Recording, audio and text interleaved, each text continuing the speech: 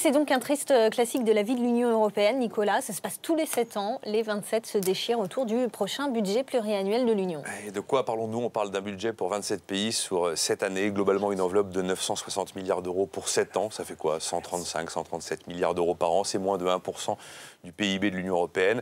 Donc globalement, c'est très peu de choses. Globalement, c'est une farce, l'histoire du budget européen. Et vous avez les sempiternels bonneteau. Alors vous avez l'anglais qui veut garder ses privilèges et qui veut payer moins. Vous avez l'allemand qui veut payer moins. Vous avez le français qui aimerait bien que l'anglais paye toujours et qu'éventuellement l'allemand paye plus, notamment pour préserver ses milliards de l'agriculture. Puis vous avez l'espagnol, l'italien qui a toujours envie quand même de bénéficier des subsides de l'Union européenne. Enfin, les choses sont claires. 2014-2020, ce sera évidemment un budget moins élevé que sur la période 2007-2013. Mais au final, pourquoi c'est toujours autant compliqué? Eh bien, pour rien, pour peanuts, pour bullshit, pour des fifrelins. C'est-à-dire que là, on est en train de se battre pour savoir si c'est 30 milliards de plus ou 30 milliards de moins sur cette année. 30 milliards de plus ou 30 milliards de moins sur cette année pour 27 pays. C'est l'épaisseur du trait. On est évidemment dans les symboles. On est encore une fois dans tous ces totems sur lesquels s'arc-boutent les postures nationales. Voilà, c'est le grand numéro des égoïsmes nationaux, on en a l'habitude, avec absolument zéro vision d'avenir, et tout ça orchestré par des chefs d'État et de gouvernement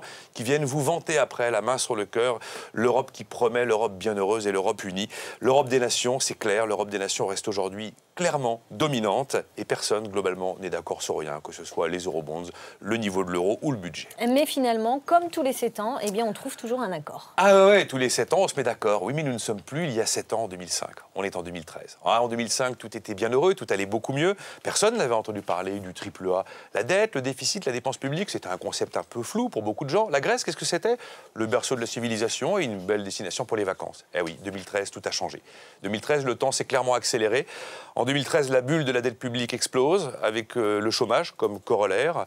En 2007, un monde fini a commencé. Le souci de la durée s'installe, ça c'est absolument certain, et nous vivons une mutation. Et très concrètement, ce qui devrait se passer, c'est que François Hollande, qui représente en gros, si vous voulez, l'Europe du Sud dans cette histoire, risque de se retrouver isolé face au renforcement d'un axe David Cameron-Angela Merkel.